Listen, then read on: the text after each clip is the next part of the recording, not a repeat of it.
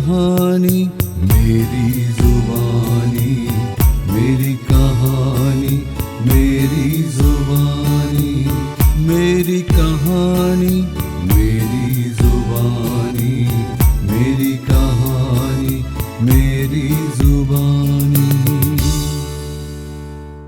मेरी कहानी मेरी जुबानी,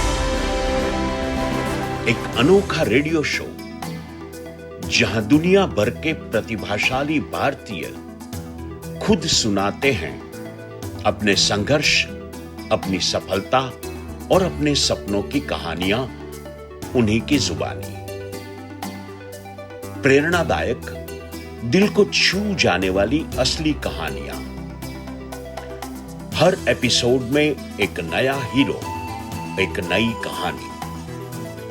तो जुड़िए, सुनिए और महसूस कीजिए मेरी कहानी मेरी जुबानी। नमस्कार મિત્રો, मेरी कहानी मेरी जुबानीના આ ઉષ્માભર્યા મંચ ઉપર આપ સૌનું હાર્દિક સ્વાગત છે।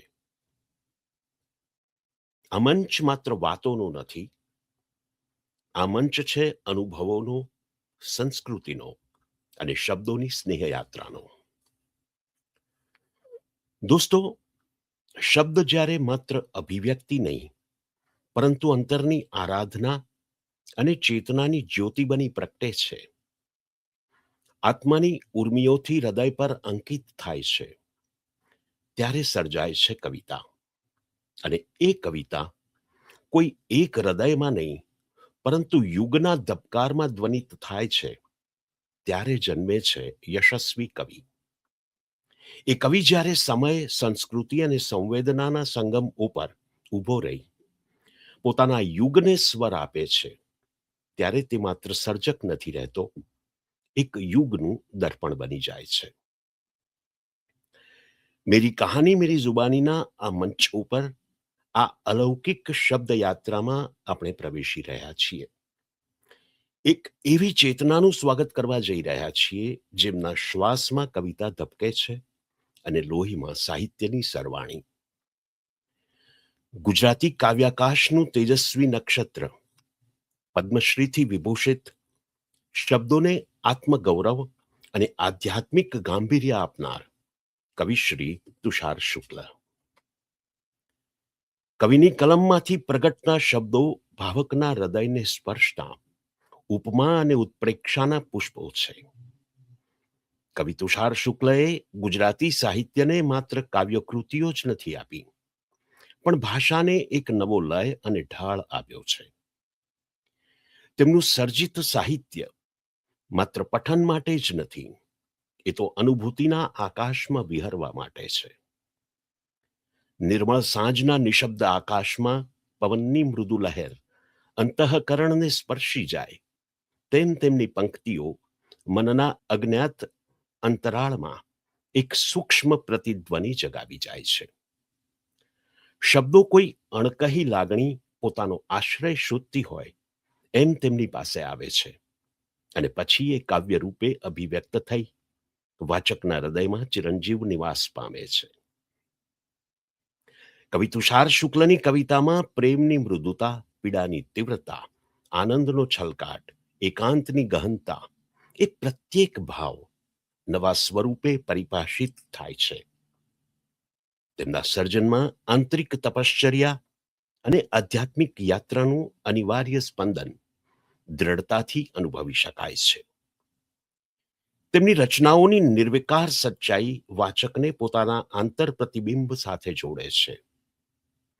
તેમની રચનાઓમાં પ્રબોધાતો વિચાર, કાવ્યલય અને અંતરની અનુભૂતિના શાબ્દિક શૃંગાર થકી નવી સર્જન સૃષ્ટિ ઊભી કરે છે।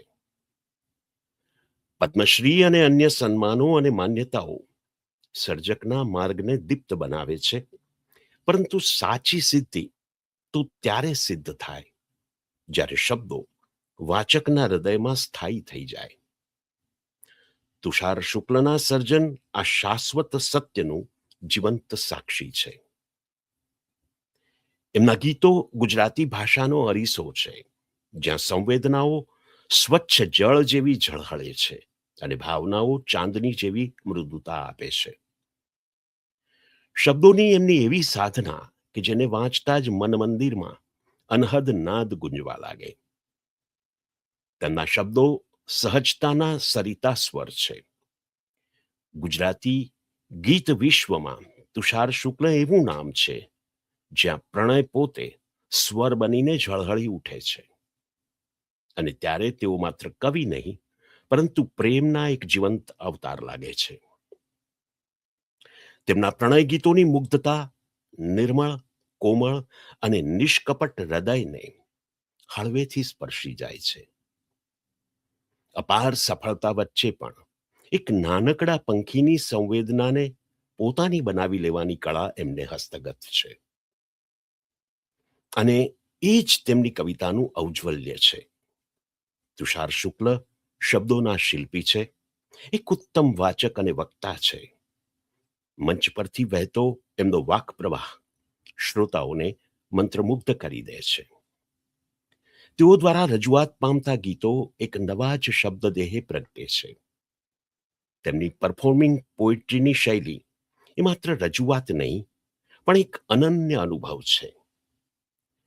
તુષારભાઈનું જીવન શબ્દ, સંસ્કૃતિ અને સંવેદનાનો એક દીપ્તિમાન પ્રવાસ છે. આકાશવાણી તેમના જીવનમાં માત્ર એક કાર્યસ્થળ જ નહીં પરંતુ શબ્દોને સ્વર આપતું એક વિરાટ મંચ હતું, જ્યાં સ્ટેશન ડાયરેક્ટરની જવાબદારી વચ્ચે પણ તેમના અંતરના કવિએ ક્યારેય મુક્તતાનો શ્વાસ લેવાનું બંધ કર્યું નહીં. રેડિયોના તરંગો પર વહેતી તેમની વાણી સમયની સીમાઓ તોડીને લાખો હૃદયોમાં વસતી ગઈ. 40થી વધુ ગ્રંથો, અસંખ્ય નિબંધો અને ચિંતનસભર લેખન તેમની વૈચારિક ઊંડાઈના જીવંત દસ્તાવેજ છે.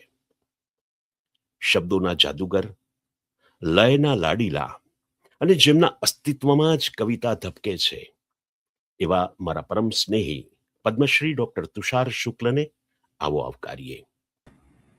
તુષારભાઈ, ખૂબ ખૂબ સ્વાગત છે મેરી કહાની મેરી જુબાનીના આ નવા સંસ્કરણમાં.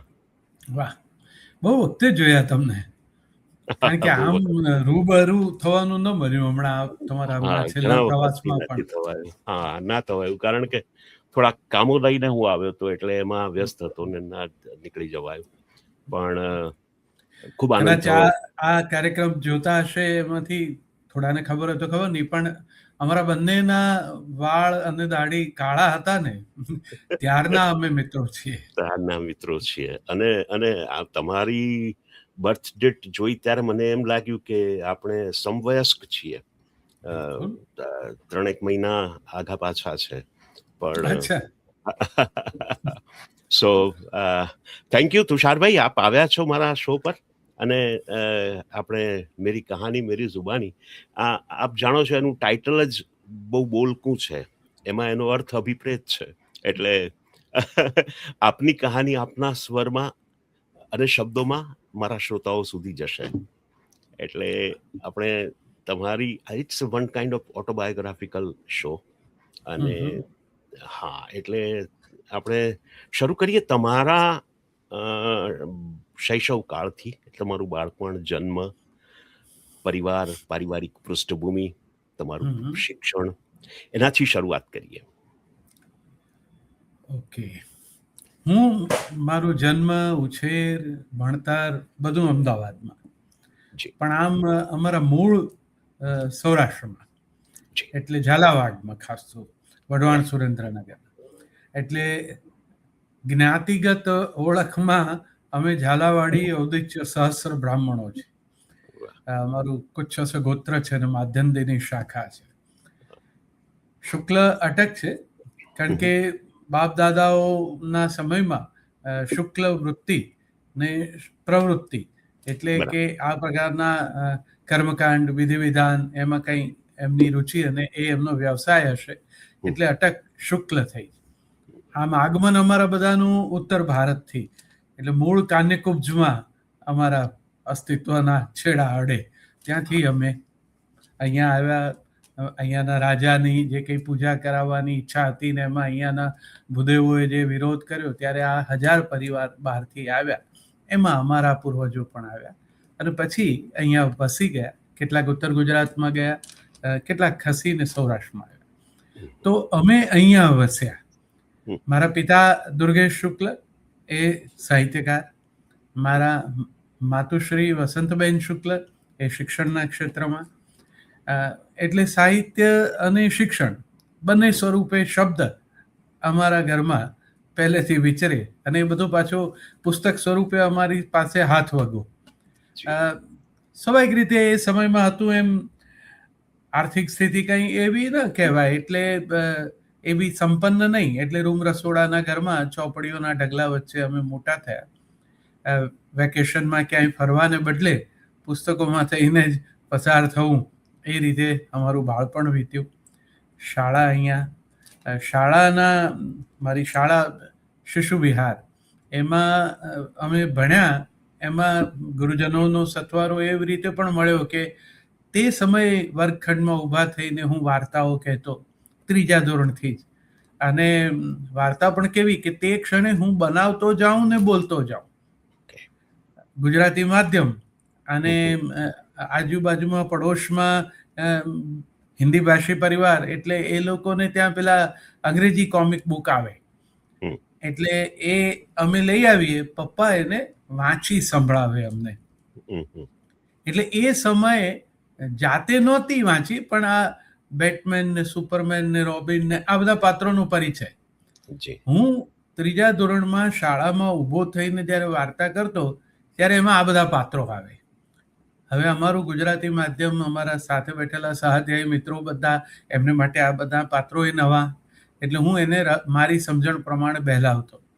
આજે હવે વિચારું છું ત્યારે થાય છે કે કેટલા વખત પછી આ એવેન્જરમાં આ બધા કેરેક્ટર એક વાર્તામાં ભેગા કર્યા. મેં તો બહુ પહેલા કરી નાખેલા. એટલે આનો એક લાભ એ થયો કે એક તો ઊભા રહીને બોલવું, તત્ક્ષણ વિચારવું અને વાર્તા તત્વ ઊભું થાય એવી રીતે એનું સર્જન કરતા જવું, એ વ્યક્ત કરી શકે અસરકારક રીતે એવી શૈલી, એવા શબ્દોનું ચયન અને બધું સહજ લાગે એવી રજૂઆત. પછી મંચ ઉપર શાળાના અમદાવાદની સેન્ટ ઝેવિયર્સ કોલેજમાં ભણ્યો હતો, ત્યાં પણ નાટક ભજવવાની તક મળી અને એ રીતે વ્યક્ત થવું, એ આ રીતે થિયેટરની બાબતમાં જે કંઈ સમજાયું એમ કર્યું. કવિતા ઘરમાં જ હતી પપ્પાને કારણે, એમને પણ મળવા સર્જકો આવે, વાતો થાય, હું એમની આંગળીએ આપણા પ્રબુદ્ધ સર્જકોને ત્યાં ગયો હોઉં, એટલે ખૂબ સાંભળ્યું. મારી શાળાનો એ આરંભના દિવસોનો સમય અમે શારદા મંદિરમાં વિદ્યાર્થીઓ, અને પપ્પાની રચનાઓ નૃત્ય નાટિકા ત્યાં સ્વરબદ્ધ કરી અને મંચ ઉપર રજૂ થયેલી, કબૂતરનો માળો ને ઝાડમાં જકડાયેલા ને પાત્રો બધા પ્રાણી જગતના, પણ પોલિટિકલ ઇસ્યુ એમાં ડિસ્કસ થતા. એ વખતે ઇન્ડો ચાઇના વેર ની જે લડાઈઓ, પછી પાકિસ્તાન સાથેના આપણા સંબંધો, એમાં અમેરિકા, રશિયા, બ્રિટન, પણ આ બધા કેરેક્ટર પાત્રોથી, આ પ્રાણીઓના, ઈગલ આવે એટલે અમેરિકા આવે, લાયન એટલે બ્રિટન આવે, ડ્રેગન આવે એટલે ચાઇના આવે, એ બધા ગીતો સ્વરબદ્ધ થઈને ગવાતા. અને એ વખતે ક્ષમુ દિવેટિયા અને ગૌરાંગ વ્યાસ, ક્ષમુભાઈના ઘરે બેસીને આ ગીતો તૈયાર થતા અને ત્યારે મેં બેસીને સાંભળેલા. વિધિનો એ પણ એવો અદભુત યોગ કે કેટલાય વર્ષો પછી મારા ગીત પણ ક્ષમુ કાકાએ કમ્પોઝ કર્યા. એટલે આ યાત્રામાં શબ્દ અને સ્વર બંને સાથે ચાલ્યા. હું પણ લખતો થયો, મેં પણ ગીતો લખ્યા. સૌમિલ શામલ બંને ગુજરાતી કાવ્ય સંગીતના પ્રથમ પંક્તિના કલાકારો છે. એમને એક દિવસ મેં મારું એક ગીત આપ્યું અને સાંજે પછી સૌમિલનો સંદેશો આવ્યો કે તમે ઓફિસથી ઘેર જાઓ ને ત્યારે ઘરે મળીને જાઓ.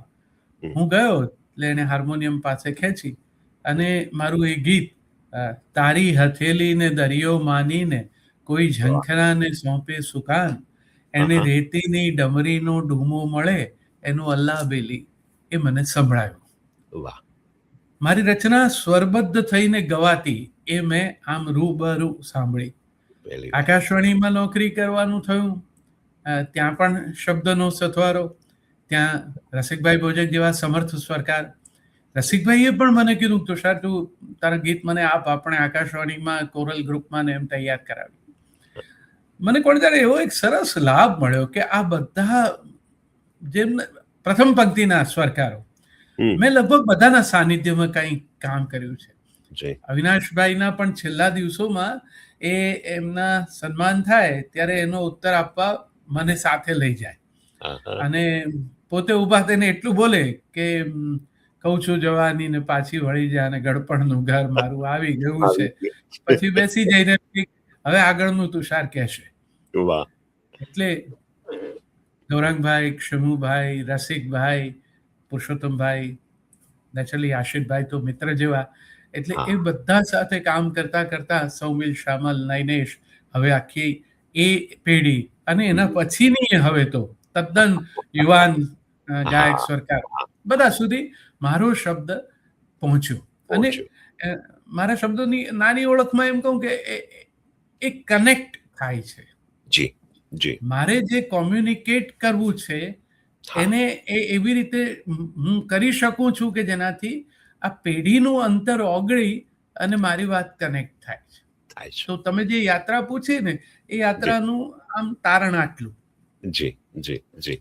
પણ આ નિયતિનું વિધાન કે તમને આટલા બધા સમર્થ સ્વરકારો, સાહિત્યકારો સાથે રહેવાનો, સંસર્ગમાં રહેવાનો તમને એ લાભ મળ્યો. તુષારભાઈ, તમે કહ્યું 3જા ધોરણમાં તમે વાર્તા લખી અને પ્રસ્તુત કરી, અને ગીત પણ મને લાગે છે કે તમે એટલે નાની વયે થોડું કરતો, પણ હજુ કાગળ ઉપર ઉતારીને કહેવાની વાર હતી. એ લગભગ સ્કૂલ પછી, સ્કૂલમાં તો લખવા તો માંડ્યો હતો 11મા 12માની કિશોર મુગ્ધ વયમાં. સેઝર્સ કોલેજના ભીતપત્ર ઉપર હું લખતો અને પછી એનો સંપાદક પણ હું હતો અને એમ ગીતો સાથે દોસ્તી થઈ. હા, પણ એવું પહેલું જે પ્રચલિત ગીત થયું હોય કે કવિતા કે એ કયું તમને યાદ છે? એટલે આમ કારણ કે તમે જુઓ, એટલે મારા સર્જનની જે કંઈ વિશેષ ઓળખ તમે કહી વાતોમાં, પણ મેં કોઈ દિવસ ક્યાંય મારી કોઈ પણ રચના છપાવવા મોકલી નથી. વાહ વાહ.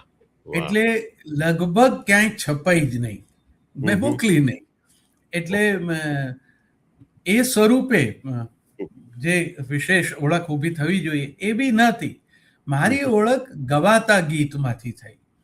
એટલે મારા ગીત ગવાયા પહેલા ને છપાયા પછી એક નાનકડો અનુભવ એ પણ રહ્યો કે આ ગીતો ગવાય અને એક દિવસ સુરેશ દલાલનો ફોન આવ્યો. સુરેશભાઈ મને કે તુષાર, મુંબઈમાં અમે ત્યાં કાર્યક્રમ એક કરીએ છીએ વિશેષ, જેમાં કાંતિ મડિયા અને સુરેશભાઈ પણ, તો કે અહીંયા કવિ પોતાનો સોલો કાવ્ય પાઠ કરે તો એમાં તું આવ.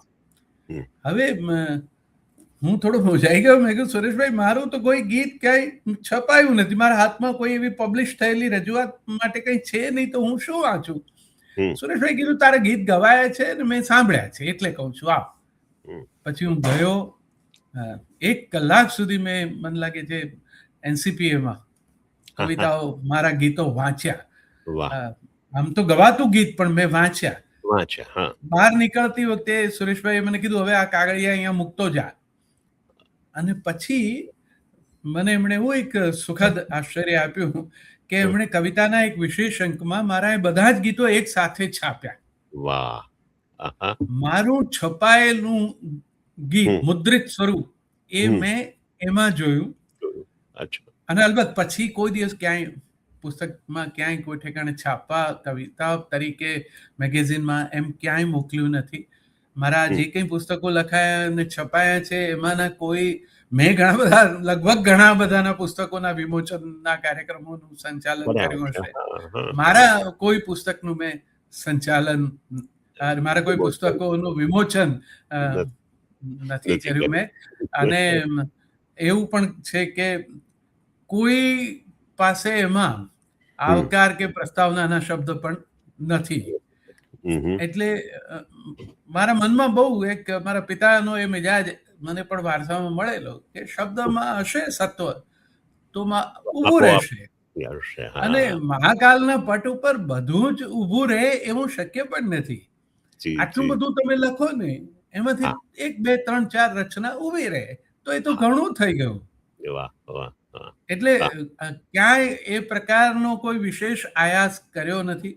હમ હમ. જ્યાં જ્યાં જેમ જેમ વાત કરવાની તક મળી, હું તો સેન્ટ ઝેવિયર્સ કોલેજની ટેલેન્ટ ટ્યુનિંગમાં જે મિત્રો બોલતા હોય એમના બોલવાના સ્ક્રિપ્ટમાં કઈ મદદરૂપ થવું પણ પોતે કોઈ દિવસ માઇક્રોફોન પર જઈને એનાઉન્સમેન્ટ નથી કરી. અચ્છા. એ વાહ. તો રેડિયોમાં આવીને પહેલી વાર બોલવાનું થયું. હમ. આપણા તો ઘરમાં પણ પેલું ટેપ રેકોર્ડર નહોતું, ત્યાં આવીને પહેલી વાર. અને આપણા સમયમાં તો પેલા મોટા સ્પૂલ હતા. હા મોટા. હા. એટલે સ્પૂલમાં રેકોર્ડિંગ ને રેડિયોમાં આપણે બોલીએ એ જ વખતે સંભળાય ને બહુ જી રોમાંચ. જી જી જી. તો રેડિયોમાં આવવાનું કેવી રીતે થયું? આમ છે ને મારે બનવું હતું અધ્યાપક. અચ્છા. કારણ કે મેં સાહિત્ય અને ભાષા વિજ્ઞાન સાથે માસ્ટર્સ કર્યું હતું એટલે મને એમ હતું કે હું અધ્યાપક થાઉં તો સારું.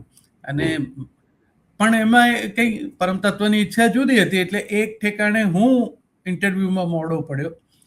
અને એક ઠેકાણે ઇન્ટરવ્યુમાં જે મેં જવાબો આપ્યા તો મને જેવો સવાલ પૂછ્યો હતો કે ફલાણા કવિની રચનાઓ વિશે તમે શું માનો છો, એટલે મેં કહ્યું કે તમે મને વર્ગખંડમાં હું જે ભણ્યો છું તેના આધારે જવાબ પૂછો તે કહું કે હું ખરેખર શું માનું છું એ કહું. એમણે કીધું તમે શું માનો છો, હું જે માનતો હતો એ રીતે કહ્યું. પરિણામે સ્વાભાવિક રીતે એ જ પરિણામ આવવું જોઈએ આવ્યું. પણ એ બધા જે અધ્યાપકો ત્યાં હતા એ પપ્પાથી પરિચિત હતા એટલે એમણે એક સરસ મિત્ર ભાવે સલાહ મોકલી પપ્પાને કે તુષારને કહો કે ઇન્ટરવ્યુમાં એને જે ભણાવ્યું છે ને એ કે પછી એ વર્ગખંડમાં ભણાવતો થાય ને ત્યારે શું માને છે એ કે. અને જ્યાં મોડો પહોંચ્યો તો એ આચાર્ય તો બહુ સરસ હતા. એમણે મને એક પોસ્ટકાર્ડ મોકલ્યું આકાશવાણીમાં હું જોડાયો ત્યારે કે તુષાર તમે કદાચ વર્ગખંડના 60-70 વિદ્યાર્થીઓ કરતા મોટા સમૂહને સંબોધન કરવા માટે જન્મ્યા છો. આકાશવાણીમાં તો આમ જ ઉદ્ઘોષક જુનિયર ગ્રેડની 425 બેઝિકની નોકરીની જાહેરાત હતી ને નોકરીની બહુ જરૂર હતી. મારી માં શિક્ષક અને એ નોકરી કરે અને પપ્પા કેવળ કલમ પર જીવે ને અમે 5 ભાઈ બહેન અને મમ્મી ઓચિંતાની એની એક બીમારી બ્લડ કેન્સરમાં એનું અવસાન થયું એટલે બધું જ અટકી ગયું ઘરનું તંત્ર. મોટો ભાઈ બેંકમાં જોડાયો અને પછી મને આ તક હતી એટલે આમાં કોઈ બહુ પસંદગી ને એની લક્ઝરી હતી નહીં. એટલે આ પહેલી ઓડિશન આપ્યું મેં પહેલા રિટન ટેસ્ટ પાસ કરી પછી સ્વર પરીક્ષા પાસ કરી એ લોકોએ પછી મને સિલેક્ટ કર્યો એમ હું રેડિયોમાં આવ્યો. વાહ વાહ વાહ. પાછા કવિતા તરફ આપણે આવીએ. એવી કોઈ સ્મૃતિઓ છે બાળપણની કે જે આજે પણ તમારી સર્જન શક્તિને એની ઉપર કોઈ અસર કરતી હોય? સ્મૃતિનો સાથ કદાચ સ્મૃતિ જ મારી સર્જકતાની સમૃદ્ધિ છે. એના મૂળ એમાં છે. મારા પાસે જે કંઈ સ્મરણો છે ને મારા ઘર પરિવારના પિતા અને માતા સાથેના અમારા સંબંધના જે વાતાવરણમાં મને ઉછરવા મળ્યું, જે મિજાજ મને વારસામાં મળ્યો, એટલે આજે જે કંઈ છું એ એને કારણે છું. બધા અધ્યાપકોએ જે રીતે મને સાચવ્યું, ધ્યાન રાખ્યું. હું અનિરુદ્ધ બ્રહ્મભટ્ટનો વિદ્યાર્થી, ડૉક્ટર યોગેન્દ્ર વ્યાસનો વિદ્યાર્થી, સુમન શાહનો વિદ્યાર્થી. એટલે એ રીતે પણ મને બધાએ સરસ રીતે ઘડ્યો છે. અને એ બધું ધીરે ધીરે મારા જાણ બહાર પણ મારી ભીતર જે વસ્યું હશે તે બધું ભેગું થઈને કંઈક રચાઈને જ્યારે જેમ જરૂર પડે છે ત્યારે તેમ આવે છે. અને એને કારણે હું એક થોડુંક વધારે આમ કોન્ફિડન્ટ થયો છું મારી રજૂઆતમાં. હું ઘણીવાર મારા હવેના લેક્ચર્સમાં કહેતો પણ હોઉં છું કે હું શબ્દને વાપરતો નથી, ઉપયોગમાં લઉં છું. એટલે મારે જ્યારે જે શબ્દનો ઉપયોગ કરવો હોય એ મારી બાજુમાં ઊભો હોય છે. મારે એને શોધવો નથી પડતો. એટલે શબ્દ ભંડોળની સમૃદ્ધિ એ મને જે કંઈ મળી જેણે પછી મને મારી આખી કારકિર્દીમાં સાથ આપ્યો છે. પણ મેં તમને કહ્યું હમણાં તમારા પરિચયમાં જ કે કોઈક અણકહ્યો શબ્દ જ્યારે એને પ્રસ્તુત થવું છે ત્યારે તુષાર શુક્લના આંગણે આવીને ઉભો રહે છે. એટલે એક કૃપા છે મહાદેવની. હા, હા, હા, હા. તો તુષારભાઈ, એવો કોઈ વળાંક આવ્યો જીવનમાં કે જેણે તમને કવિત્વ તરફ પ્રેર્યા હોય?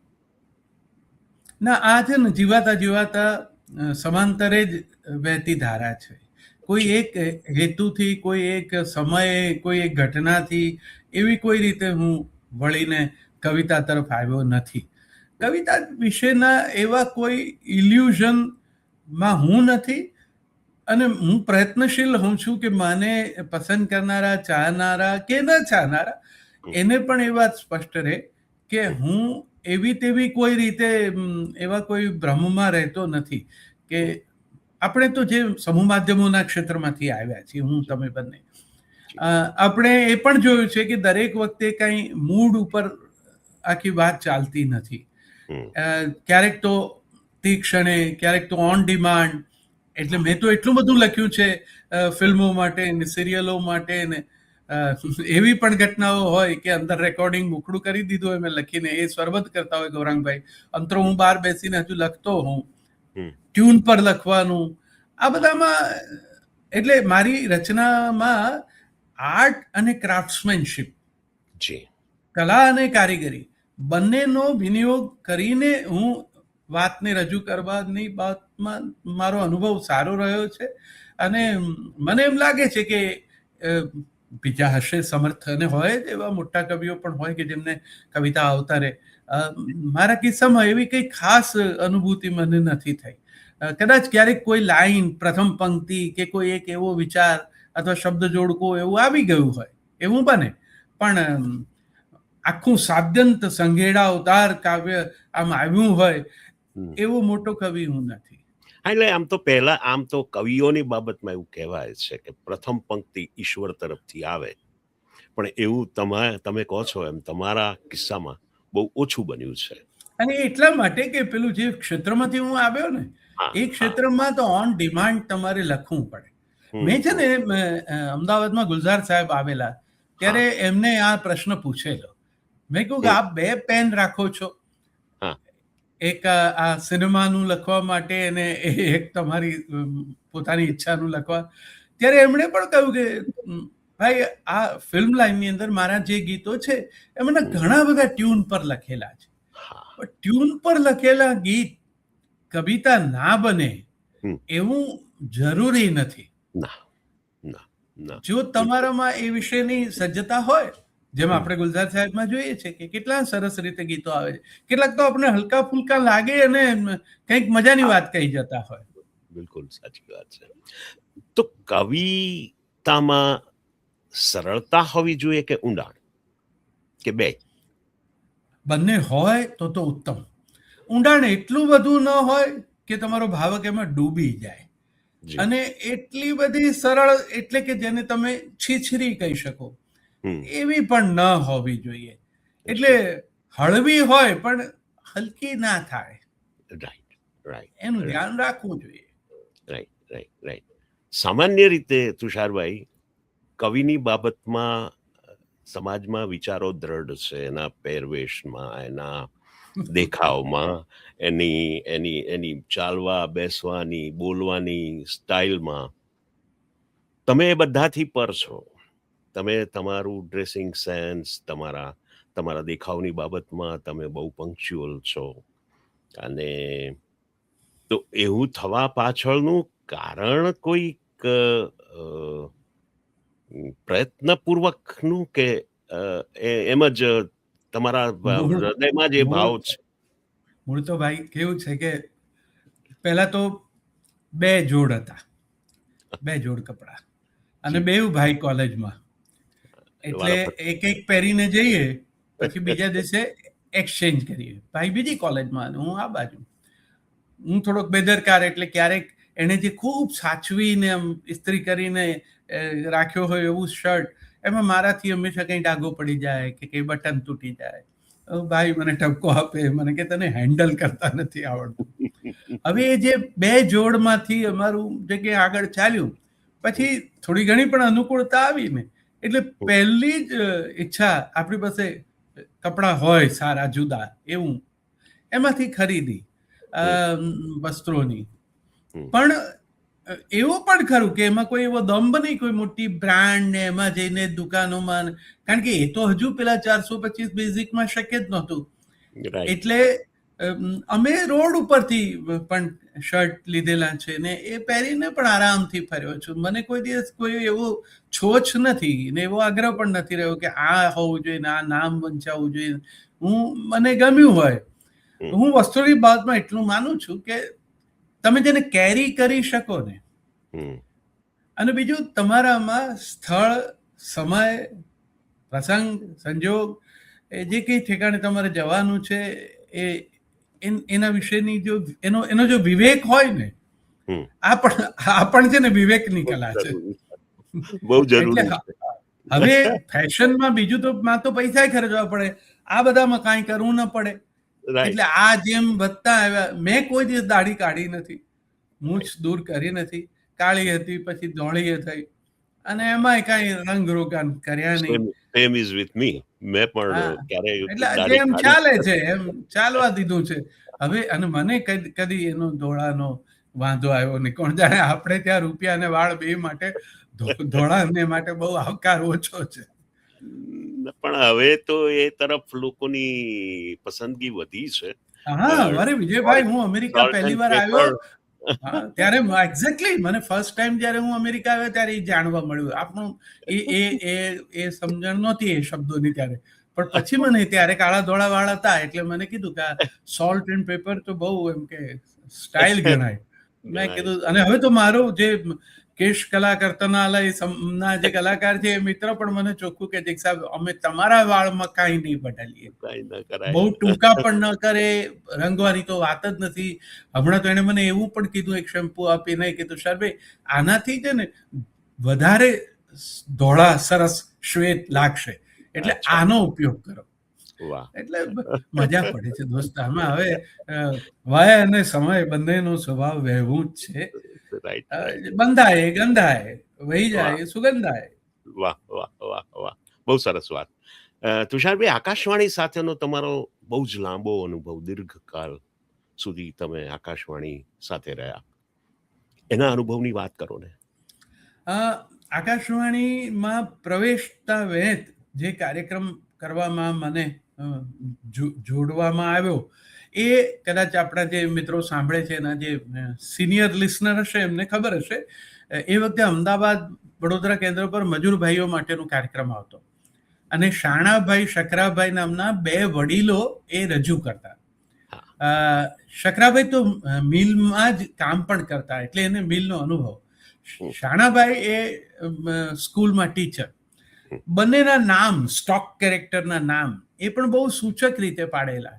શકરાભાઈ આખી સ્ક્રિપ્ટમાં એમની જે શકરાબાદ જેવી દ્રષ્ટિથી જે કંઈ જોતા હોય, નોંધ કરતા હોય એની જરા આલોચનાથી પણ વાત કરે. શાણાભાઈ ઠરેલ ડાપણથી વાતને મૂકે. એ બંને જણાએ એટલી બધી લોકપ્રિયતા મેળવી.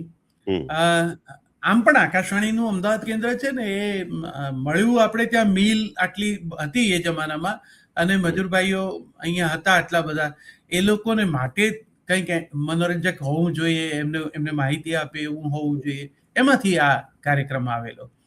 એટલે હવે એ બંને જણા લાંબા કાર્યકાળ પછી નિવૃત્ત થયા. અને હું સેન્ટ ઝેવિયર્સ કોલેજમાંથી ભણીને આવેલો, ભાષા સાહિત્ય વિજ્ઞાન, ભાષા વિજ્ઞાનનો વિદ્યાર્થી, એ જગ્યાએ હું આવીને ઉભો રહ્યો. પછી અમે નક્કી કર્યું કે આને કંઈક તો આપણે રસપ્રદ બનાવવું પડશે, આ પડકાર છે. એટલે એક સ્ટોક કેરેક્ટર વિચાર્યું, મનજીભાઈ. મનજીભાઈ એ કોમન નેમ છે એટલે એમાં કાંઈ અઘરું ન થાય. પણ મારા મનમાં પેલું હું કવિતા સાથેની, મન સાથેની મારી પ્રવૃત્તિ, એમ મનજી પણ હતું. પછી હું સ્ક્રિપ્ટ લખતો થયો.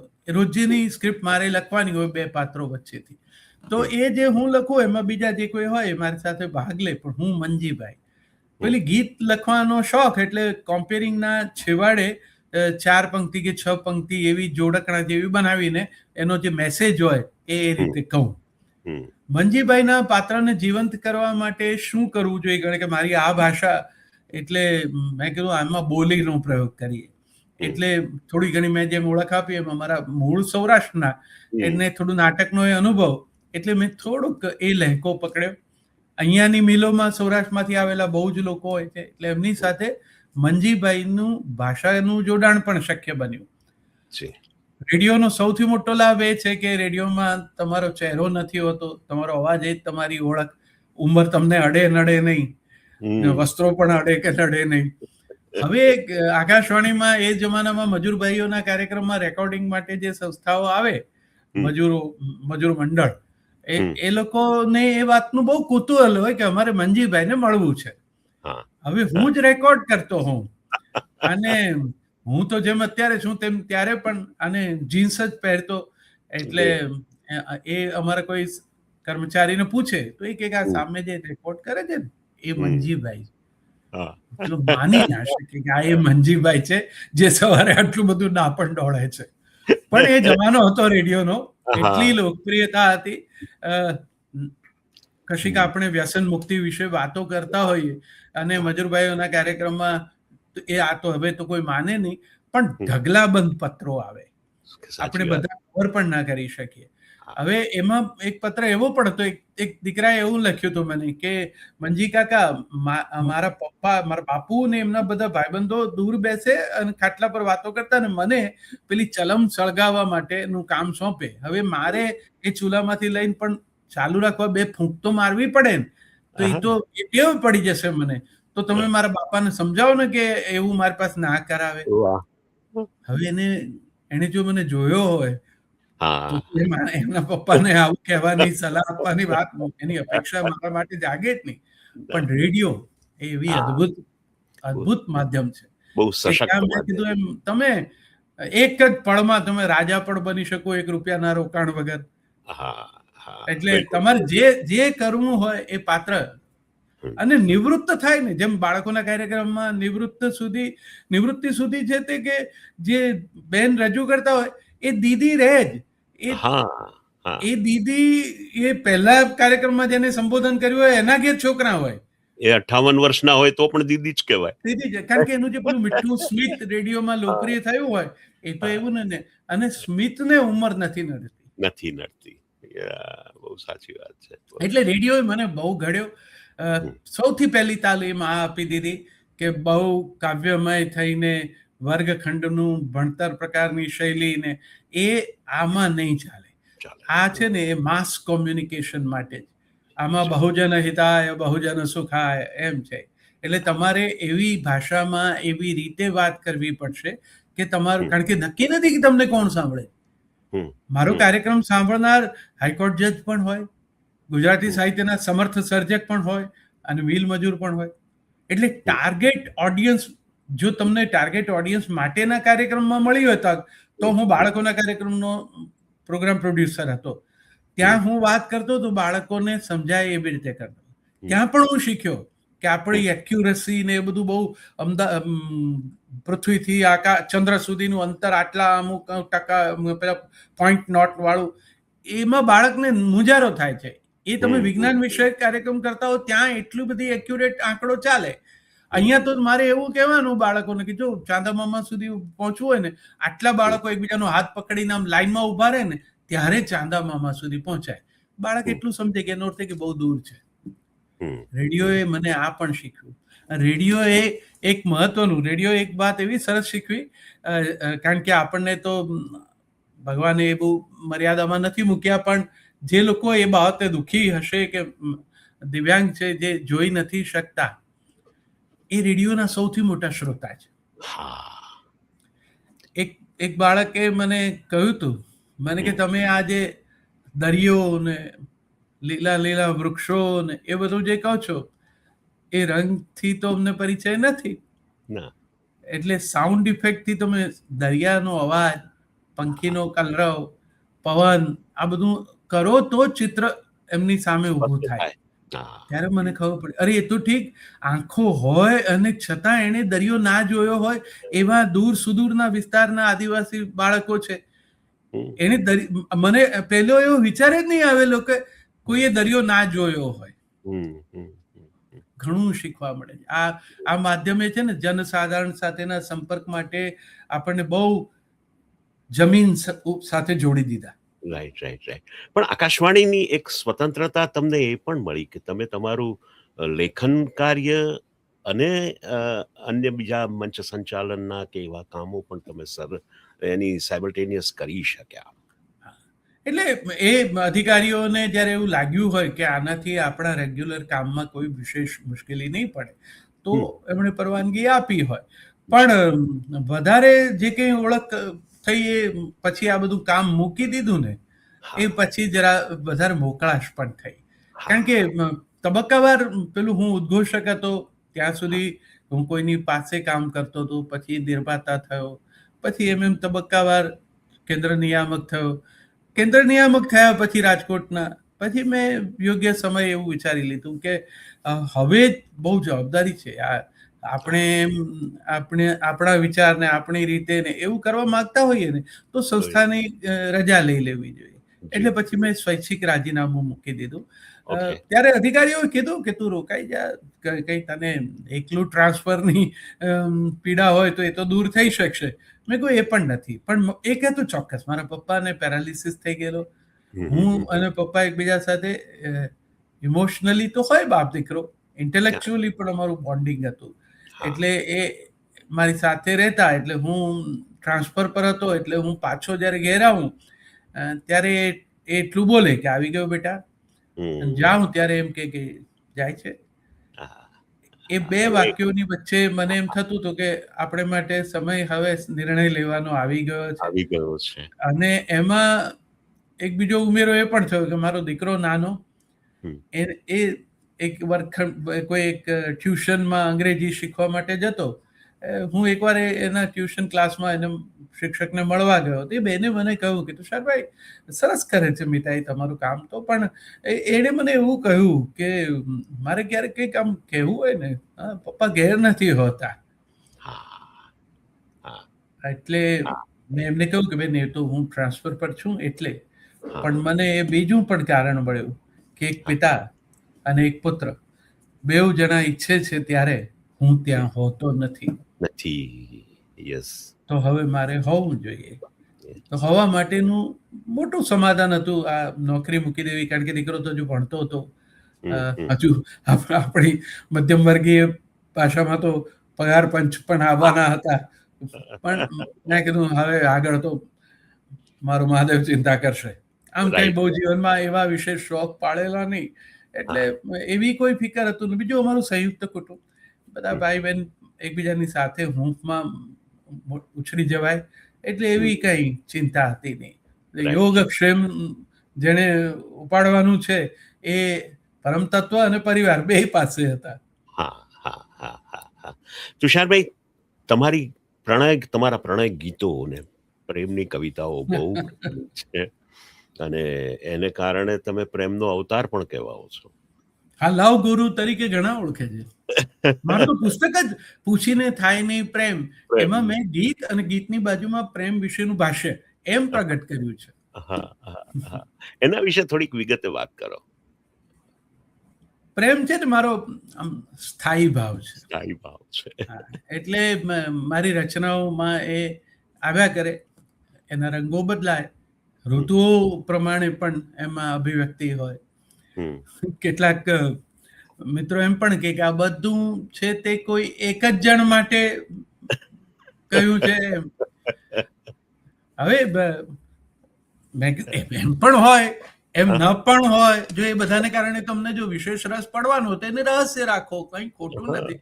પણ જેને જાણવાનું છે એને જે ખબર છે એને ખબર છે. એટલે એનાથી સંસાર ડિસ્ટર્બ થઈ જાય એવું કઈ છે નહીં. પણ મને આ ભાવ એટલે ગમ્યો છે કે મને એમ લાગે છે કે આખું આપણા હોવાની સાર્થકતા જ પ્રેમ છે. આ જગતનું ચાલક બળ પણ પ્રેમ, જગતને જોડી રાખનારું તત્વ પણ પ્રેમ. એટલે અને એ મેં એકલાય નથી કીધું, આટલા યુગોથી બધા આવા સંતો, મહંતો, વિદ્વાનો, સર્જકો બધાએ પોતાની રીતે એ વાત સ્વીકારી છે. લડી પડનારા પ્રેમ માટે લડે છે. એટલે કશીક વાત માટે એમને પ્રેમ હોય અને પછી એ સત્તા પણ હોઈ શકે, તો એને માટે એમના પ્રેમને કારણે સંઘર્ષ સુધી પહોંચી જાય એમ પણ પ્રેમ છે. અને મને તો એમ ગમે છે, એટલે મેં મારા ગીતોમાં બધે જુદી જુદી રીતે એને જોવાનો પ્રયત્ન કર્યો છે. મારું આ જે ગીત છે ખૂબ ગવાય છે અને લોકપ્રિય છે, આ દરિયાના મોજા કઈ રેતીને પૂછે તને ભીંજાવું ગમશે કે કેમ, એમ પૂછીને થાય નહીં પ્રેમ. હવે પ્રેમમાં પૂછવાની જરૂર નહીં, એટલું જ એકમાત્ર તારણ કાઢી લો તો ઘણા બધા ચર્ચાના કેન્દ્રમાં આવી જાય. અત્યારે તો વાત એવો સમય છે, પણ મારા મનમાં એ ભાવ નહોતો. આ ગીત તો સમજતું, પણ હું જયારે ઓફિસમાં ટેબલ પર બેસીને કોઈ વાત લખતો હતો તેમાંથી જ લખેલું છે, એમ પૂછીને થાય નહીં પ્રેમ. કારણ કે સરકારમાં તો દરેક વસ્તુ ફાઇલ પર મૂકવી પડે, for your kind approval please, એમાંથી આ પંક્તિ આવી હતી. પણ પછી આખું ગીત બન્યું. ઉતાવળે જે લોકો નિર્ણય લે છે ને, એમને એવું લાગે છે કે હું પોતાની જાતને ઇમ્પોઝ કરવાની વાત પ્રેમમાં કરું છું. પણ જો સહેજ ધીરજથી સમજો ને તો આ બે પ્રતીકો સ્વયં સ્પષ્ટ કરી દેવા છે. દરિયાના મોજાને વિશ્વાસ છે કે કાંઠાની રેત કોરી છે ને મારી રાહ જુએ છે. કાંઠાની રેતને શ્રદ્ધા છે કે હું કોરી છું એ વાત દરિયાના મોજાને ખબર છે, એટલે આવીને મને ભીંજવશે.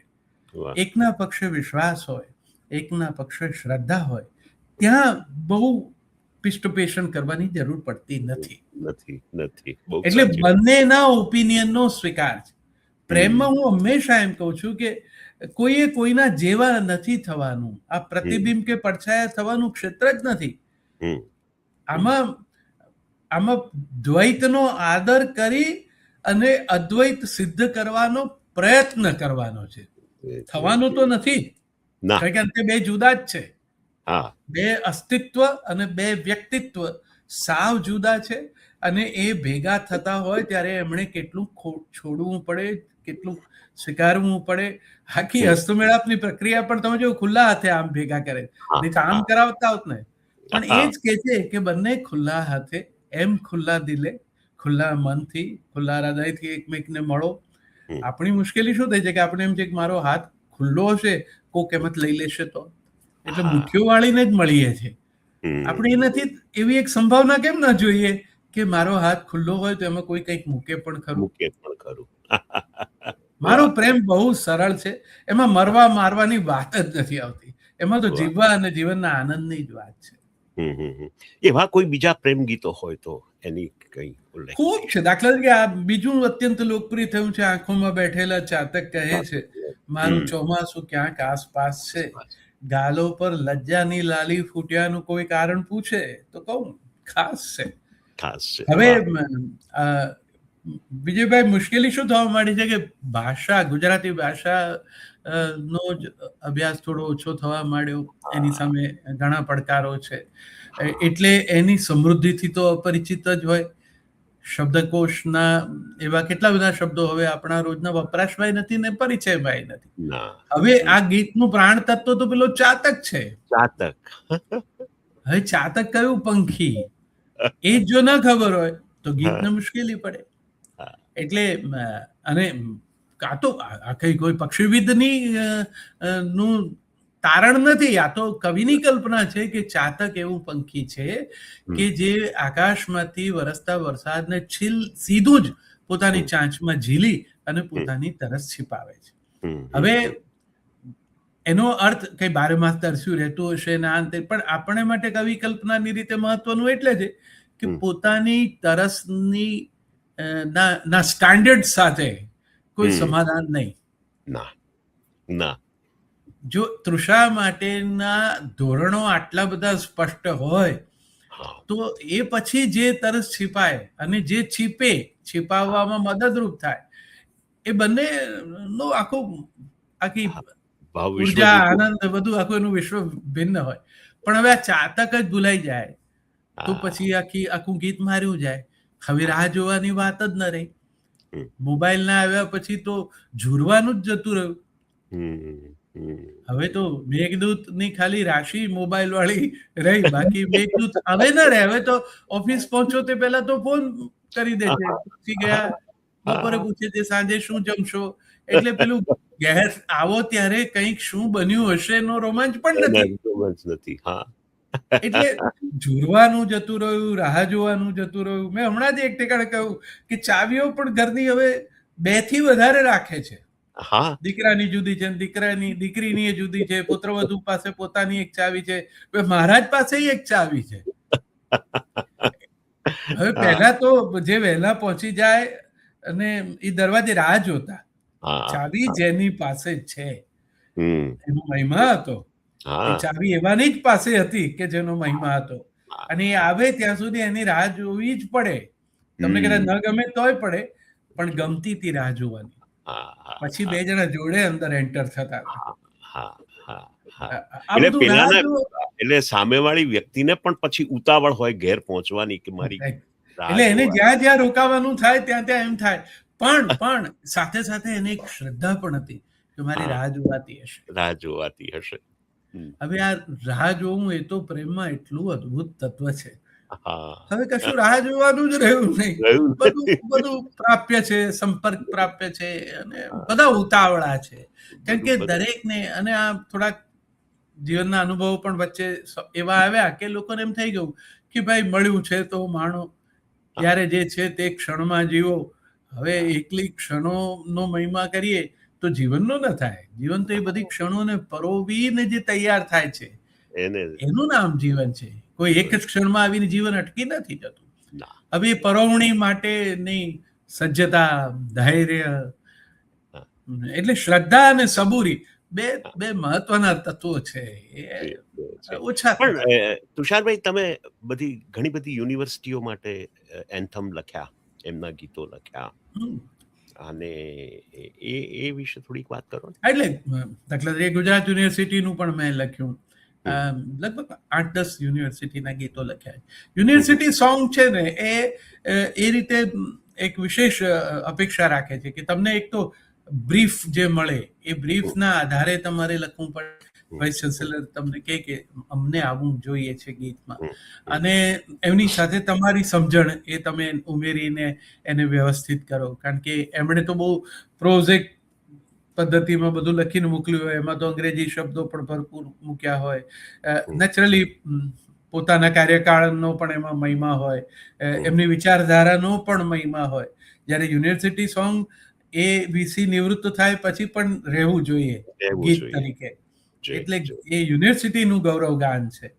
તો એ રીતે ક્યારેક ચર્ચા કરવી પડે, થોડાક આપણા વિચારોમાં આગ્રહ રાખીને એમને સ્પષ્ટતાથી કહેવું પણ પડે. મને લગભગ વાંધો નથી આવ્યો. કેટલાક વાર, કોઈક વાર એવું બન્યું હોય કે કોઈક વાઇસ ચાન્સેલરને થોડુંક એમ હોય કે આમ રાખ્યું હોય તો કેવું, પણ આપણે સમજીએ કે એમનું ક્ષેત્ર નથી, અને એમનું પાસે એ શબ્દોનો પરિચય નથી, એટલે એમ કે છે કે આને બદલે આમ કરીએ તો. એવું સિનેમામાં તો વારંવાર બને.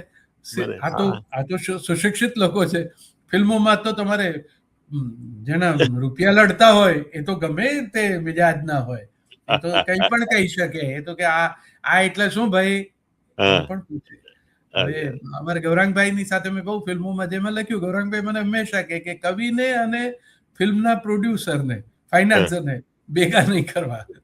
કારણ કે કવિ થોડોક એના મિજાજમાં હોય, પેલા એમના મિજાજમાં હોય. વાંધો કોઈને નથી હોતો, પણ પેલો જે સૂક્ષ્મ અહમ છે ને, એ ટકરાય એટલે કેટલીક વખત પ્રોજેક્ટ હાથમાંથી જતો રહે.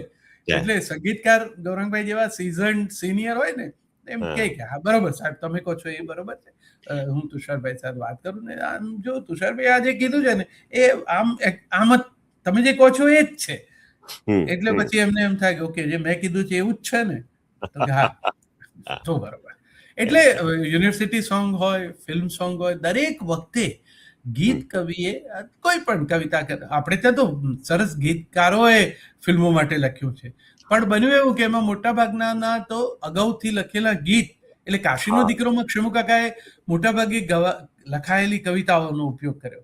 અનિલ જોશીનું એક ગીત એમાં એવું છે કે જે કવિએ ખાસ સિચ્યુએશન પર લખી આપ્યું, પણ બાકી જે ગીતકારો છે ફિલ્મોના, એ બધાએ મોટે ભાગે તો સિચ્યુએશન સોંગ, અને એને કારણે તમે જો વૈવિધ્ય બહુ રહે છે ગીતોમાં.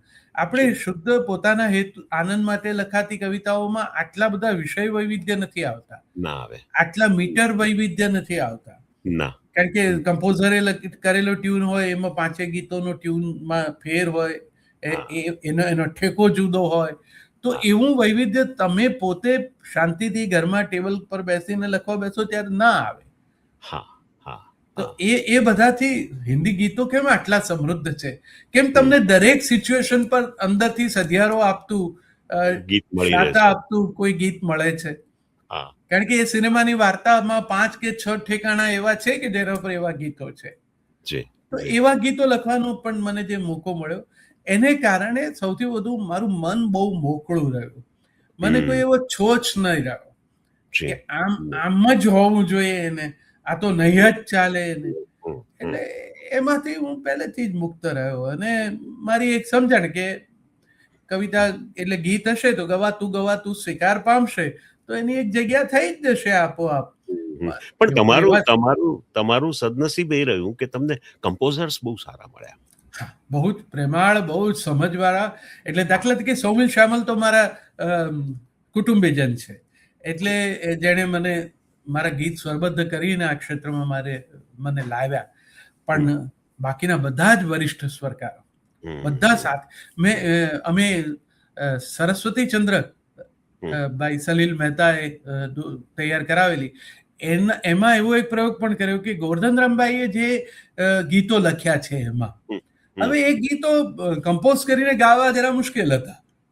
એટલે મેં ક્યાંક એમાંથી કોઈ વિચાર બીજ લઈને, ક્યાંક એકાદી પંક્તિ લઈને નવા ગીત લખ્યા.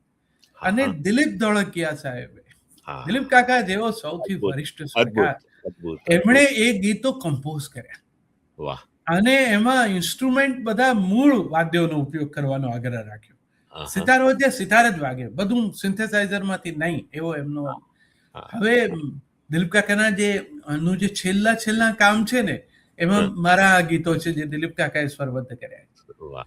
તો આ બધાના સાથે કામ કરવાનો, એમની શૈલીનો, એના આશીર્વાદ મળ્યા, એ રીતે ખૂબ નસીબદાર. ને હવે આ નવા ગરબાઓનું વાતાવરણ છે તો સાવ નવા સ્વરકારો છે. ફિલ્મમાં મારે તમને ખાસ એક કહેવું જોઈએ કે ફિલ્મો સાથે, ગુજરાતી ફિલ્મો સાથેનું મારું અનુસંધાન સારું રહ્યું છે. એક ફિલ્મ અમે કરી, એમાં મિશન મમ્મી, ધીરુબેનની વાર્તા, એમાં ભાઈ નિશિત મહેતાએ મારું એક ગીત માતૃભાષા ગુજરાતી વિશે, અને બધા જ ગાયકો એક લાઈન ગાઈ છે. તો હવે એ માતૃભાષા દિવસનું એન્ધમ થઈ ગયું છે. હવે એક ગીત, એક ફિલ્મ આવેલી એમાં અમે કર્યું હતું જેમાં બંગાળી બાઉલનો મિજાજ હતો અને નદીની વાર્તા હતી. હવે બંગાળમાં તો નદીના ગીતો અઢળક છે, એટલે નિશિતભાઈ સાથે અમે પ્રયોગ કર્યો. તો અને ખાસ એક બંગાળથી બાઉલ સિંગરને બોલાવ્યા, એણે આ ગુજરાતી ગીત ગાયું, હું સાથે હાજર રહ્યો અને એ રંગ સાચ્યો. એક મિત્રએ જેઝ સંગીતનો પ્રયોગ કર્યો એક ફિલ્મમાં, પાર્થ ભરત ઠક્કરે. તો મને કે તમે આના કકડા લખી આપો ને, એ પણ લખ્યા. અને જે સૌથી જ્યાંથી ગુજરાતી ફિલ્મ ટર્ન લે છે એવી એક ફિલ્મ આવી હતી, હળવી ફિલ્મ છે, છેલ્લો દિવસ. એમાં એક સિચ્યુએશન પર એક ગીત, અને મિત્રો મને મળવા આવ્યા અને લેપટોપ પર એમણે એડિટ કરેલો એ મોન્ટેજ મને બતાડ્યો. મને કે તુષારભાઈ, આમ તો આની પાછળ મ્યુઝિક વાગી જ શકે એવું છે, આમ તો મોન્ટેજથી. પણ અમને એવું છે કે આ જે બે જણા એકબીજાને કહી નથી શક્યા પણ પ્રેમમાં છે, તો એવું કંઈ ગીત કરીએ તો કેવું? મેં કહ્યું સારું કરીએ. એ લોકો જો ગયા ને તો મને લાગે છે નીચે મારા ઘરના મુખ્ય દરવાજે નહીં પહોંચ્યા ને પહેલી જ લાઈન આવી, કહેવું ઘણું છે પણ બોલી શકાય નહીં. અને પછી એમાં છેલ્લે ઉમેરાયું કે શબ્દોને બદલે સીધું ચૂમી શકાય નહીં. વાહ. હવે આ ગીત પછી એક મેઘ ધનુષ નામનું યુવાન સંગીતકારોનું બેન્ડ છે, એ બેન્ડ આનો મ્યુઝિક ડિરેક્ટર, એમણે મને જોયેલો નહીં, મેં એમને જોયેલા નહીં, કોઈ ગીતની ચર્ચા નહીં, મેં જે લખ્યું એ જ ગીત સીધું એ આ છોકરાઓએ કમ્પોઝ કર્યું. પાર્થિવ ગોહિલે ગાયું અને ગીત એવું ચાલ્યું. અને હવે ક્યાંક જ્યાં હું જાઉં છું કોઈ કોલેજોમાં તો થાય છે એવું કે મારી બીજી કોઈ કવિતામાં મારો પરિચય કરાવવાને બદલે કોલેજના વિદ્યાર્થીઓને અધ્યાપક પણ એવું કહે છે કે કેવું ઘણું ઘણું છે. એ સાંભળ્યું છે ને ફિલ્મ છેલ્લો દિવસ, એના કવિ છે. તો મેં છે, અને આ ખાસ જે મિત્રો જોવે છે એમને કેવું છે કે આ બધા આ ગીતો કેવું ઘણું ઘણું છે, શબ્દોને બદલે સીધું ચૂમી શકાય નહીં, એ વાત આ વાળમાં જ કરી છે. એટલે કવિની ઉંમરમાં હોય વધારા, પણ કવિતા તો વૃદ્ધ નથી થતી. કવિતા વૃદ્ધ નથી થતી ને કવિનો મિજાજ પણ વૃદ્ધ નથી થતો. હા, એટલે પણ આ પેલું નવા જ સર્જકો આવ્યા હોય ક્ષેત્રમાં, એટલે હવે થોડુંક એ લોકોને એમ લાગે ને કે આમની પાસે જશું, આ કદાચ પેલું અઘરું લખનારા કવિ હોય ને આપણને પાછું, અને પછી એમને કહી નહીં શકાય કે અમે બદલીએ તો, એટલે એ બધું ચિંતા હોય. એટલે આ છોકરાઓએ મને પછી પૂછ્યું, મિત્રો મેઘધનુષ વાળા દીકરા મને કે સર આ એમ કે એમને બહુ મજા પડી ગઈ, અમે પહેલી લાઈન કરી ને તો બીજી બરોબર એ રીતે આવી ગઈ. મેં કીધું બેટા એ રીતે આવી જવી જ જોઈએ, પણ હવે તમે જે રીતે સરસ રીતે આ સંગીતમાં ટેકનોલોજી ભળી છે, હવે તમે છાપો પણ કમ્પોઝ કરીને ગાઈ શકો છો, એટલે તમને તો આ થોડું સહેલું જ પડશે, પણ નવા સમય સાથે કામ કરવાની મજા આવે છે. બહુ મજા આવે. તુષારભાઈ, તમને હમણાં ડોક્ટરેટ અપાઈ એટલે કોઈક GLS યુનિવર્સિટી આપ્યો. હા હા હા હા હા, અને પદ્મશ્રીથી પણ સન્માનિત થયા. આ બે ઘટનાઓ બહુ મોટી ઘટનાઓ અને સમાંતરે બનેલી ઘટનાઓ છે. હા, બહુ એક જ વર્ષમાં એ બે સન્માનને પાત્ર ગણાયો હું. GLS યુનિવર્સિટી સુધીરભાઈ નાણાવટીએ એમણે મને, એ અમેરિકા હતા ત્યાંથી મને ફોન કર્યો, તુષાર અમારી ઈચ્છા છે કે અમારે તને આ ડોક્ટરેટ આપવું છે. મેં કહ્યું સાહેબ એમાં એક વિધિની વિશેષતા એ પણ ઘણી, હું વક્રતા તો કહેતો જ નથી, પણ મારે થીસીસ લખવાની રહી ગઈ. મને બે ત્રણ જે મારા સમર્થ અધ્યાપકો હતા એમની લાગણી હતી કે હું લખું. યોગેન્દ્રભાઈ કહેતા ભાષા વિજ્ઞાની હતા, એટલે કે તું સ્ટાઇલિસ્ટિક્સને વિષયમાં રાખ, કે જેથી તને ગીતો ગમે છે તો એ રીતે ભાષા વિજ્ઞાનની રીતે કર. અનિરુદ્ધભાઈએ પણ એ સંદર્ભ બહુ પ્રેમથી કીધું હતું, તુષાર મારી પાસે સમય ઓછો છે, હવે તું કરવા માંગતો હોય તો કરી લે, પણ ભગવાન મહાકાલની ઈચ્છા નહીં હોય તે પછી રહી જ ગયું. આટલા વખતે એમણે મને એ તક આપી અને બહુ પ્રેમથી એમણે ડોક્ટરેટ આપ્યો મને. પદ્મશ્રી છે ને એ શિક્ષણ અને સાહિત્ય એમ બંને ને જોડે ગણીને એમણે આપ્યું. શિક્ષણ એ અર્થમાં કે આકાશવાણીનું માધ્યમ છે એ લોક શિક્ષણનું માધ્યમ છે, ને 24 વર્ષ સુધી મેં એમાં જુદા જુદા ટાર્ગેટ ઓડિયન્સને માટે જે કંઈ એમના જીવનમાં, કારણ કે આપણો તો ધ્યેય મંત્ર જ પેલો બહુજન હિતાય બહુજન સુખાય, એટલે માહિતી અને શિક્ષણ અને મનોરંજન ત્રણેયનો સંગમ થવો જોઈએ, એવી રીતે જે કામ કર્યું સાહિત્યમાં, આટલું જે કંઈ ખેડાણ કર્યું છે, અને મૂળ તો પેલો મારો માતૃભાષા માટેનો પ્રેમ જે કંઈક અંશે આગ્રહ તરીકે પણ હવે તો ઓળખાય છે, તો એના તરફ પણ ધ્યાન ગયું હશે. કારણ કે હું તો હંમેશા કહું છું કે એટલે ડોલરમાં કમાવું તો ગમે જ, પણ સાથે સાથે મેં એટલું કહ્યું હતું કે ડોલરની સામે રૂપિયો સસ્તો થાય એમ અંગ્રેજી સામે ગુજરાતી સસ્તી ન થઈ જાય. એટલે એ ભાવ મારો હંમેશા રહ્યો છે, ડોલર માટેના પૂર્ણ આદર સાથે જ રહ્યો છે, પણ રહ્યો છે ખરો. એ દરેક પોતપોતાના સ્થાન છે. બિલકુલ. એટલે અને મેં જ્યારે જ્યાં તક મળી છે ત્યાં માતૃભાષામાં વાત કરી છે, એટલે એ રીતે એના તરફ પણ ધ્યાન ગયું હશે, તો એને યોગ્ય પણ એમણે ગણ્યો.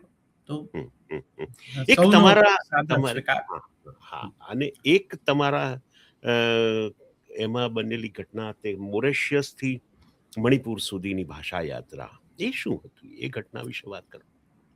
ના, એટલે એમાં જુદી જુદી ભાષાના કવિઓ એક મંચ ઉપર ભેગા થયેલા, એટલે એમાં કવિતા વાંચવા માટે ગુજરાતીમાંથી મને તક મળેલી. પણ પછી ત્યાં સ્વાભાવિક રીતે મેં ગુજરાતી તો વાંચી જ, પણ પછી એનું હિન્દી પણ કરી રાખેલું, એટલે વધારે સરસ રીતે એ પહોંચી. પછી તો એક બે દક્ષિણ ભારતની ભાષાના કવિઓ પણ હતા, એમણે કીધું અમે આને અમારી ભાષામાં પણ મૂકીએ. એક ગુલમોહર નામની કવિતા હતી કે જેમાં અમારા ઘરના આંગણામાં ઉગેલો ગુલમોહર એ કપાયો ત્યાં સુધીની અને અમે એ ઘર છોડ્યું ત્યાં સુધીની વાત એમાં મેં કરી હતી. તો એ સરસ કનેક્ટ થઈ અને એમ લોકોને ગમી. ભાષાને પણ કેટલીક વસ્તુ, કેટલીક લાગણીઓ ઓગાળી દે, એ પછી સ્થાનિક કે પ્રાદેશિક માત્ર નથી રહેતી. એટલે એવો લાભ એ ગીતને પણ મળ્યો. પણ તુષારભાઈ, સમય આપણો પૂરો થયો છે. આમ તો 1 કલાક થઈ ગયો છે, પણ એના ઉપર મારે 2-3 નાના પ્રશ્નો પૂછવા છે. એક તો નવા જે કવિઓ, નવોદિત અને યુવાનો, આ બંને વિશે શું કહેશો એ લોકોને? કેટલાક તો ખરેખર કમાલ છે, એમાં જ નહીં. એમને જોઈને, એમના અત્યારના જ કામને જોઈને તમને એમ લાગે કે આ લોકોએ પોતે જે માધ્યમને પસંદ કર્યું છે અભિવ્યક્તિ માટે, એ ફોર્મને એ બરોબર સમજ્યા છે, જાગૃત છે એ બાબત વિશે. એટલે કે એના વ્યાકરણ બાબતે પણ બહુ મહેનત અને સ્પષ્ટતા છે. એટલે એવા કવિઓ પણ છે. સ્વાભાવિક રીતે આપણે શરૂ કરતા હોય તો કેટલાક નું કામ થોડુંક હજુ આગળ ઉપર નિખરવાનું હોય, એમ પણ બને. મારી એક જ માત્ર, કારણ કે આ સોશિયલ મીડિયાને કારણે આપણે તો આ બધાને ના પરિચયમાં આવી શકીએ, બધાના પુસ્તક વાંચવાનું તો શક્ય પણ નથી બનતું. પણ આમાં વાંચવા મળે કવિતાઓ, એટલે વાંચું તો હું લગભગ વાંચું, અને મને ગમી હોય તો નીચે નોંધ પણ કરું. પણ થાય છે એવું કે પછી આ માધ્યમે કેટલીક અપેક્ષાઓ જગાવી છે, જેમાં લાઇક્સની બાબતનું એનું ગણિત બહુ અઘરું થઈ ગયું છે. અને કોમેન્ટમાં એમની અપેક્ષા હોય છે કે તમે અમુક રીતે એ વિશે નોંધ કરો. હવે બધાની બાબતમાં કશું કીધા જ કરું. મને તો હું લખું ને એમાં પણ મેં એક મર્યાદા કરી દીધી છે કે જે કે મિત્ર તરીકે આમાં યાદીમાં છે એ લોકો એમાં કરી શકે કોમેન્ટ, બીજા વાંચવું હોય તો વાંચી શકે. કારણ કે આમાં એક ક્ષણમાં અભિનય કરતા વાર નથી લગાડતા લોકો. કારણ કે તમને આમ રૂબરૂ મળી ન શકતા હોય, અથવા મળીને કહી ન શકતા હોય, અથવા એક પ્રકારનો કોઈ વિશેષ એમના મનમાં આપણા માટે લાગણી અમુક જાતની હોય. હવે એવા લોકો બધાને જ પછી બધું જ કહેવાની તક મળે છે, અને એ ક્લેશ આપણે શું કામ ઉપાડવું? બીજું, મારામાં એટલી બધી ઉર્જા એવી નથી એમને માટે કે હું પ્રત્યેકની કોમેન્ટના જવાબો આપું. એટલે એમાં કઈ અવિનય નથી, હું જવાબ આપતો જ નથી કોઈ. એટલે આ માધ્યમમાં જે સર્જકો છે, લખે છે, એ લોકો થોડાક આ લાઇક્સ ની બાબતમાં હોય, યુવાન છે એટલે એમની અપેક્ષા તો હોય, પણ એનું અનુસંધાન મોનેટાઇઝેશન સાથે છે. એટલે એ હવે અમને ખબર નહીં. મારે તો તમને ખાસ કહેવું જોઈએ કે જેને કારણે હું આટલો બધો જાણીતો થઈ ગયો, લોકો મને જ્યાં મળે ત્યાં એરપોર્ટ પર પણ મને 6 પોકેટ જીન્સમાં જુએ તો પછી તરત આમાંથી જબ્બો ને આની સાથે મારા ચહેરાને સરખાવે ને પછી કે તુષાર શુક્લ. હવે એમ માને હું 24/7 પોએટ થોડો છું યાર, કે હું 24 કલાક જબ્બામાં જ ફર્યા કરતો હોઉં. પણ એ જે મને એમ કે તમને ખૂબ સાંભળીએ છે, ત્યારે મને બહુ નવાઈ લાગતી. મેં કહ્યું મને કેવી રીતે એમણે સાંભળ્યો હોય? તમે નહીં માનો, કેટલા વર્ષો, એટલે કે હજુ હમણાં 2 વર્ષ સુધી મને એ ખબર નહોતી કે આમાં કોઈ તુષાર શુક્લ નામની યુટ્યુબ ચેનલ છે, અને આમાં તુષાર શુક્લ ઓફિશિયલ એવા નામની કોઈ યુટ્યુબ ચેનલ છે. એમાં ઢગલે ઢગલા મારા વિડીયોઝ છે. એ પણ એમણે ના એ મારી નથી. એ જે પણ ચલાવે છે એને મારા માટેનો, મારી રજૂઆત માટેનો પ્રેમ પણ હશે. એમણે થોડાક જે એડિટ કર્યા હોય એમાં જે પેલા આકર્ષવા માટેના સેન્સેશનલ ટાઇટલ ગુજરાતીમાં લગાડે છે ને, એ થોડાક બરોબર નથી હોતા. એ કેટલીક વખત મિસલીડિંગ હોય છે. પણ હવે એ મને લોકો કહે છે કે આવું કરે ને એટલે લોકો સાંભળે, પછી અંતે તમે જે બોલ્યા છો એ જ બોલ્યા છો. પણ મેં કહ્યું આ ગેરસમજ કરે. પણ હવે એ કોણ છે આપણને ખબર નથી. પછી હમણાં 6-8 મહિનાથી અમારા કેટલાક મિત્રોએ પોતે મારી એક યુટ્યુબ ચેનલ શરૂ કરી છે, કવિ તુષાર શુક્લ. પણ જો તમે તુષાર શુક્લ લખો એટલે પહેલા તો પેલા ભાઈએ જેમણે કે બહેને કે જે હોય એને જે ઢગલો કર્યો છે એનો વરસાદ થાય છે. પણ મારા કિસ્સામાં પણ આવું જ બન્યું છે. મારી એક વિજય ઠક્કર ધ સ્ટોરી ટેલર છે, પણ એવો જ કોઈક વિજય ઠક્કર ધ સ્ટોરી ટેલર છે જે શેર બજારની ને એની જ બધી વાતો કરે છે. પણ સારું ને મિત્ર કે એ શેર બજારની કરે છે ને તમે બીજી કરો. મારી તો શેરની જ વાત કરે છે ને પાછી હું જે બોલ્યો. હા, પણ આ વિડીયોમાં એક મજા પડે કે મારો ચહેરો કાઢી નથી શકતા. પણ આ બધું આ નવા સમયની મજા છે. હમણાં એક દોસ્તારોએ મારા એક ઇન્સ્ટાગ્રામ પણ મારું શરૂ કર્યું છે. હું કશું ઓપરેટ કરતો નથી, મને આ આવડતું પણ નથી. એ ટેકનિકલી સાઉન્ડ મિત્રો છે, એ લોકો કરે છે. મેં એમને કહ્યું છે કે કોઈ આડું અવડું લખતા હોય તો તમે એને બ્લોક કરી દેજો, ભૂંસી નાખજો. મને બધાને જવાબો આપવામાં, સ્પષ્ટતાઓ કરવામાં એવો કોઈ રસ રુચિ પણ નથી. હું તો મને જે ગમ્યું છે તે મેં કહ્યું છે, અને મેં કહ્યું છે એના પર કદાચ તમારે કંઈક કહેવાનું મન થયું હોય તો તમે તમારે ત્યાં લખજો. મને એમાં બહુ રુચિ નથી. અને કારણ કે માન્યતાઓ પણ આપણી કલ્પના બહાર બદલાયેલી હોય છે. પેઢી બદલાય જાય તે કેટલાક વડીલો સાવ જુદી રીતે વિચારતા હોય છે, કેટલાક એટલા બધા રાગ દ્વેષથી ભરેલા હોય કે તમને આમ એમને માટે દયા પણ આવે. કેટલાકે જીવનમાં ધાર્યું છે એ બધું એમને નથી મળ્યું, એનું ફ્રસ્ટ્રેશન આમાં આને કેમ ને તેનું શું ને એના વિશે. કેટલાક યુવાનો છે એને તેજો દ્વેષના પ્રશ્નો હોય. હવે આ બધાની વચ્ચે આપણે રહેવાનું છે. આ બધું જ ગણી ગાંઠે બાંધીએ તો થાકી જવાય ભાઈ, થાકી જવાય. એટલે એમાં ન પડવું. તુષારભાઈ, પરિવારની વાત કરો. તમારા અત્યારે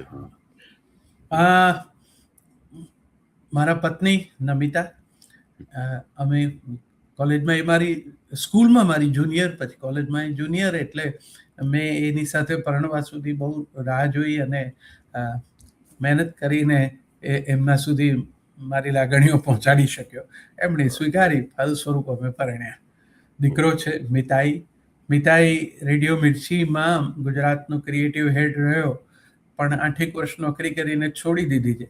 હવે ફ્રીલાન્સિંગ કરે છે, એડવર્ટાઇઝમેન્ટ લખે છે, ફિલ્મો લખે છે ગુજરાતી. આજે કે હમણાં નવા લવની ભવાઈ ને ઓમ મંગલમ સિંગલમ ને શરતો લાગુ ને હમણાં એક લાગી રે લગન, એવી ઘણી બધી ફિલ્મોના લેખનમાં એને એની ઓળખ ઊભી કરી છે. એની રીતે કરે છે. પુત્રવધુ છે એ સેપ્ટ યુનિવર્સિટીમાંથી ઇન્ટિરિયર ડિઝાઇનર ભણીને તૈયાર થઈ જાય. હવે બહુ મોટા હવે તો અહીંયા પણ લગ્નોના સ્કેલ બહુ મોટા હોય છે, તો એના બહુ ક્રિએટિવ ડિઝાઇન સાથે એનું પ્રેઝન્ટેશન, એ પ્રસંગ સરસ લાગે એવું એ કરે છે. આનંદ કરીએ છીએ અમે લોકો. પોતપોતાની રીતે સૌ પોતાનું કામ કરવા માટે સ્વતંત્ર છે. કોઈ કોઈને પૂછતું નથી. મેં કોઈ દિવસ મિતાઈને એવું પૂછ્યું નથી કે તે કઈ ફિલ્મ લખી, અથવા તો એ ફિલ્મ રિલીઝ થાય ત્યારે એનું ટાઇટલ જાણ્યું હોય, એટલે વાર્તા તો પછી જ આવી હોય જાણમાં. તો કારણ કે એકબીજાની કોઈ વાતને, એકબીજાના સર્જનાત્મક પાસાને કઈ ઇન્ફ્લુઅન્સ કરવાનો પ્રશ્ન મારા પપ્પાએ મને કોઈ દિવસ એવું પૂછ્યું નહોતું. મેં મિતાઈને નથી પૂછ્યું. અમારી પેઢીઓમાં મારા દાદાજી પણ પાલનપુર નવાબ સાહેબના ત્યાં ડ્રોઈંગ ટીચર હતા, ને એ પણ ભજન લખતા અને એક તારો લઈને ગાતા. પછી પપ્પા નાટ્યકાર, સાહિત્યકાર, કવિ, જેને ગુજરાતી ભાષાનું પ્રથમ પદ્ય નાટક ઉર્વશી લખ્યું પૃથ્વીચંદ્રમાં. પછી મેં મારી રીતે લખ્યું. હવે મિતાઈ એની રીતે લખે છે. શબ્દની આંગળી પકડી રાખી છે. વાહ વાહ વાહ. તુષારભાઈ, તમારા વ્યક્તિત્વ વિશે કે તમારા સર્જનો વિશે એક જ વાક્યમાં તમારે તમારા જીવનને કહેવું હોય તો શું કહો? આમ હવે જે મુકામ પર છું ત્યાંથી પાછું વળીને જોઉં તો કેવળ પરમ તત્વનો આભાર માનવાનું મન થાય, એની કરુણાનો અનુભવ થાય. જે કંઈ ગ્રહયોગ જેમ જેમ સર્જાતા ગયા અને એમાં આપણી પરીક્ષાઓ લેવાની હશે તો એ લીધી હશે, પણ બધું હેમખેમ પાર પાડી દીધું છે.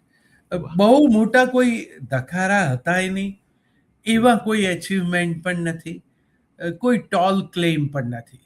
પોતાના વિશે એટલો બધો હું નિર્ભ્રાંત છું ને કે મને કોઈ બહુ પ્રશંસાથી કંઈ કહે તો પણ મનમાં રાજી થવું કે ચલો એને કંઈક મને ઓળખવા માટેનો પ્રયત્ન કરે છે, પણ એવા કોઈ આગ્રહ નથી. એટલે હવે તો આ બધું ઘણું બધું પાછળ લાંબુ ઓળખનું લાગી શકે એવું છે, પણ હજુ કોઈ મને પેલામાં કરે છે તો હું એને એટલું જ કહું છું કે તમે તુષાર શુક્લ એટલું જ કહો. બહુ ઈચ્છા થાય તો કવિ તુષાર શુક્લ કહેજો. કવિ છું એવો દાવો નથી, પણ એ દિશામાં મારી ગતિ છે એટલી સમજ મને પડી ગઈ છે, તો એટલું પૂરતું છે. વાહ તુષારભાઈ, ખૂબ સરસ વાતો થઈ. તમારા જીવનની, તમારા સર્જનો વિશેની સરસ વાતો થઈ. અને ખાસ તો તમે તરત જ મારું આમંત્રણ સ્વીકાર્યું અને આપણે આ રીતે ભેગા થઈ શક્યા. તો ના ના ના, કેટલો આનંદ થઈ શક્યો. તમારો આ સંદેશો મળ્યો. મેં પાછું દીકરાને કીધું કે બેટા આ વ્યવસ્થા કરી આપજે, નહીં તો આ મને તો ફાવશે નહીં. એ પણ પાછો એના કામેથી વહેલો આવ્યો, આ લેપટોપ ગોઠવ્યું. એટલે આ બધું હશે ડિઝાઇન કે આજે આપણે આ રીતે મળી શકીએ. આ બધું જ ડિઝાઇન છે. અને તમારા આ કાર્યક્રમો છે ને એનો જે આખો એક ભાવક વર્ગ જે છે એ લોકોની પાસે તમે બધા રસ રૂચિના મિત્રોની વાતો મૂકો છો, એટલે એ લોકો સુધી પહોંચવાનો મને પણ એક લાભો મળશે. હા, ના પણ ખૂબ આનંદ થયો અને સરસ વાતો થઈ છે. શ્રોતાઓ સુધી સરસ વાતો પહોંચશે એનો આનંદ છે. ખૂબ ખૂબ આભાર તુષારભાઈ, તમે મારા કાર્યક્રમમાં પધાર્યા. Thank you. Thank you. સૌનો આભાર. દોસ્તો, આ શબ્દયાત્રાને અંતે એક એવી નિશબ્દ ગહેરાઈ પાસે આવીને ઊભા છીએ જ્યાં ભાષા પોતે પણ થોડીક ક્ષણો માટે મૌન થઈ જાય છે. તુષાર શુક્લ એ માત્ર એક નામ નહીં, પરંતુ સંવેદનાની એક સતત વહેતી સરિતા છે, જેમાં દરેક તરંગ એક નવી અનુભૂતિને જન્મ આપે છે. મેરી કહાની મેરી જુબાનીના આ મંચ ઉપર અમે માત્ર સંવાદ નથી કર્યો, પણ મેં તો લાગણીઓના એ દરવાજે દસ્તક દીધા છે જ્યાં શબ્દો શ્વાસ લે છે. તુષાર શુક્લ એક નામ નહીં, પણ એ અવાજ છે જે મૌનને પણ અર્થ આપી દે છે. જેમની કલમમાંથી નીકળતા શબ્દો ક્યારેક વરસાદ બની વરસે છે અને શુષ્ક ધરા પર પણ વસંત ઉગાડી દે છે. તેમની કલમે શબ્દોને માત્ર આકાર જ નહીં, પણ આત્મિક સ્પર્શ આપ્યો છે. આજની આ મુલાકાત માત્ર સંવાદ જ નહોતો, પણ એક અંતરયાત્રા હતી. દોસ્તો, હું વિજય ઠક્કર, આપનો હોસ્ટ, હવે વિદાય લઈશ. પણ ખાતરી રાખજો, આ અવાજ, આ અહેસાસ તમારી અંદર સતત ગૂંજતો રહેશે. ફરી મળીશું આવતા સપ્તાહે એ જ ધબકાર સાથે અને એક નવી કહાની સાથે. ત્યાં સુધી આપ પણ જીવનનો અર્થ અને મર્મ પામતા રહેજો. આવજો. નમસ્કાર.